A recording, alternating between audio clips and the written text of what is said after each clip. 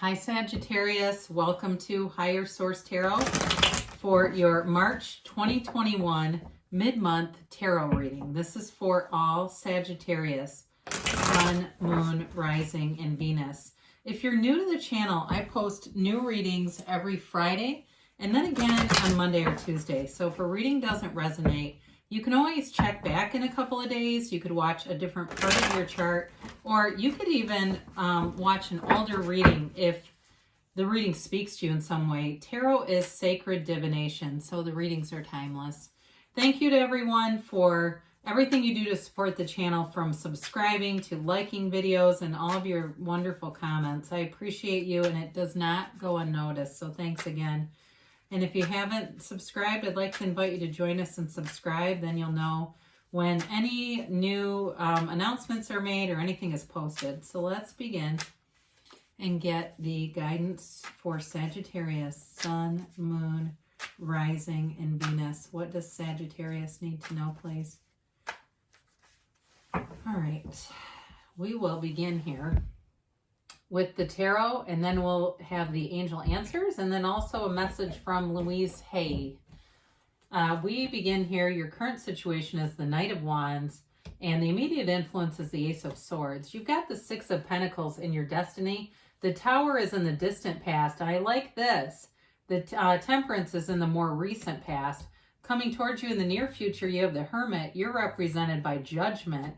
The person or situation you're dealing with is the Star.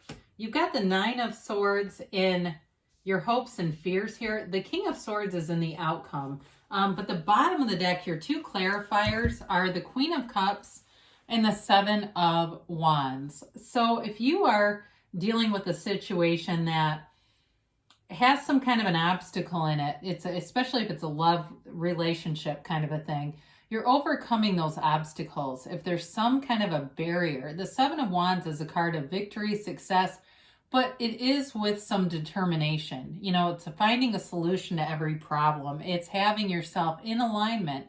And when we're in alignment, it doesn't mean that you don't have problems show up. It's just that you find the solutions more easily, you know, and the Seven of Wands keeps going, keeps persevering. It's not like the Five of Cups where they're looking and down and sad. You keep your head held high. And if there's some situation that's caused some sort of embarrassment here, I don't see the Eight of Swords, but I kind of feel it. Again, you keep your head held high and you keep moving forward. Now, the Queen of Cups is also about using your intuition. So for some of you, it may be a perspective change and seeing things through that compassionate lens, but also allowing your intuition to be your guide. So as we look at this, you have Sagittarius here, you have Virgo, you have Aquarius, you have Air, Gemini, Libra, Aquarius, you have Fire, Aries, Leo, Sag, and you do have Water, Pisces, Cancer, Scorpio. So your current situation, you've got some kind of a goal that you're setting that you are ready to move forward with. So if it's in a relationship and it's really about getting serious, wanting to move forward, wanting to make a commitment, you're doing it. And I do feel like the person is open to this.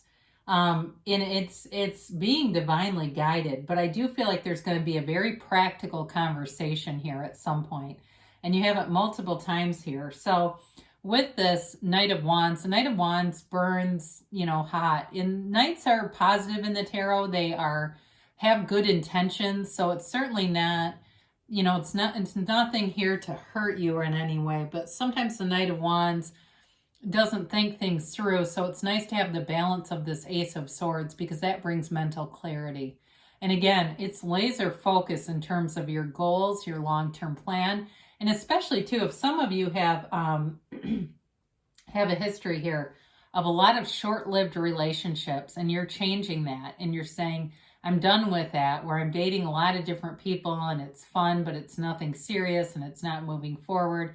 I do see that changing and becoming, there's more of a focus on building a future, wanting some longevity. And same thing with jobs too. If you say every 6-9 months or even a year, I switch jobs, I've not built a career because I'm just kind of going from job to job to job. I see you even looking into higher education, going to school, getting some kind of certification to do something more with it. Now, your destiny here, some of you may be bringing back a past love with the Six of Cups. It is a card of sentimental longing, of nostalgia, but there's a protective energy here. It's really it's an uplifting energy. It's kind of a playful, fun energy. It's also a reminder that the joy is on the journey. When you're in this earth school, you're a divine being, and you're in this earth school, but you are not completely of this earthly entity, right? This physical body. You're so much more than that. So with this too, it's again having fun with things and not taking this life too seriously, not allowing things to get you down. You move forward anyway. You find the pleasures in life. And to some extent, somebody here, I feel like there's sort of a hedonistic energy, wanting to have fun, wanting to kind of be grand in some way or decadent in some way, and lift things up a little bit. And understandably, right? Because you've been in this pandemic. So the Tower comes in, and this is a wake-up call in the past. Something that it may have been a breakup for some of you, because you do have healing here and reconciliation as possibilities. May have been a job ending where it seemed like your whole world came crashing down. The Tower is about knocking things down that are not built to last, but there is a replacement. Okay, nature abhors a vacuum. So the universe will never come in and take something and not replace it with something better, as long as you're open to it. Now, if your mindset tends to go negative, you may feel like I'm just spiraling out of control with this, or you may have felt that way. And oftentimes when we get to that point, we say, why do bad things happen in threes? It's usually by the third one, the person becomes more focused on their point of attraction and shifts their focus whether they realize it or not.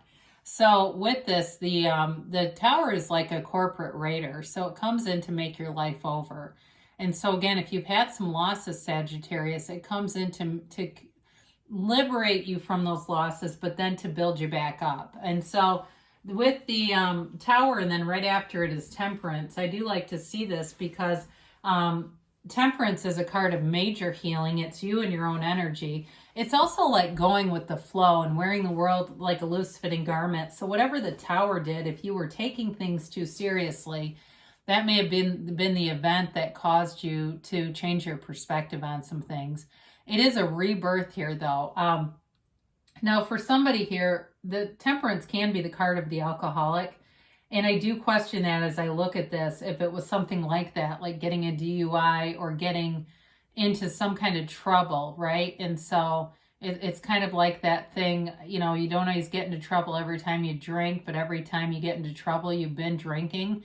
It's like that, that kind of a wake-up call and going, okay, maybe I need to look at some things differently. And I don't know if somebody is getting sober, good for you, keep going. But I do feel like this begins a very deep spiritual path and a connection, a spiritual experience. You've got with Temperance, dipping your toes into something, beginning this experience. And this is a pull of consciousness. It's connecting with your soul energy. But in the backdrop, there's a sunrise, and there aren't very many sunrises in the deck. It's the dawn of a new day. It's a new beginning. It's coming together. And for some of you, whatever that Tower moment represents, this then galvanizes people. It brings people together in a commitment and a union and working together. So it's a beautiful energy after the Tower. It's exactly what you need. So some of you may have met somebody too, who in that Temperance into the Hermit energy here, who represents some kind of a mentor for you. And they may be here too. I mean, it's really a nice representation here when we talk about wisdom, self-care, and healing. Beautiful. But with this, you may have had somebody who showed up and just the right time. If it was a job, it was like somebody who came in with a job offer. But they're meant to be in your life, and I do feel like they're part of your life path that won't be exiting, okay? So if I did meet somebody and they've been a real godsend, it's true, that truly is. But this is your inner guru. This is the shaman on the journey. So when the soul meets the hermit, the soul learns about spirituality and wisdom. And so for you, the experiences that you've had with the Tower have brought you great wisdom. And it may have brought in somewhat of a settled feeling, as ironic as that sounds, but really getting the depth of your own spirituality here. Now, this can also be disconnecting with some of those social media outlets and things that make life feel ego driven, right? All the comparisons and stuff, and just not being tied to that, not being tethered to that. So with this too, it can be the card of a teacher or a counselor. So some of you, if you're going back to school, because I do get that, you're going to be studying something that develops into a career. It takes you in a different path, but it's telling you, the Hermit shows up to tell you you are on the right path. He leads you through the night with his lantern. So if you're in a dark place, you're being guided. You're being guided through that dark place into the light. And, you know, the shadow aspect is necessary to guide us into the light. And so with this, you're definitely, if you're in that area, if you're in a time like that in your life where there's a lot of uncertainty, you're coming into a place where you're going to get guidance and certainty and clarity, because you are represented here by Judgment. Again, it's self-mastery, but it's liberation from that ego. So for some too, there may have been a painful ending that was, and the pain is commensurate with the ego's attachment to that relationship or that job or situation. And so with Judgment, you walk free of all that. And so especially too, it feels like whatever it was, you had a lot of effort. You had to put a lot of effort into maintaining it. And so there was freedom in the ending to some extent. This is Archangel Gabriel blowing that horn of ascension, and it's rising up in celebration and relief and moving forward. And for some, it's Judgment Day. And so if something ended and you felt lost, again, it's that new beginning, that Judgment Day that shows you why that was in your path, why that happened. And it all starts to make sense. The new job shows up, the new relationship, or if it's reconciliation, it's a relationship that's much better the second time around. So the person or situation you're dealing with, again, they've got that seed of the soul too. They have it too. It's different though, where you dip your toe in, the situation or person uses it for balance. Either way though, it's reminding you to meditate, pray, whatever you like to do to keep yourself connected to the God of your understanding, the universe, source energy. It's a very strong encouragement in terms of wish fulfillment, but it's also in the avenue to do that, the way to do that, the path is through source, is through guidance. And so it's not force manifesting or manifesting from the solar plexus. It's manifesting through that higher realm. And so with this, so in a relationship, I do feel like there's an outpouring of emotion.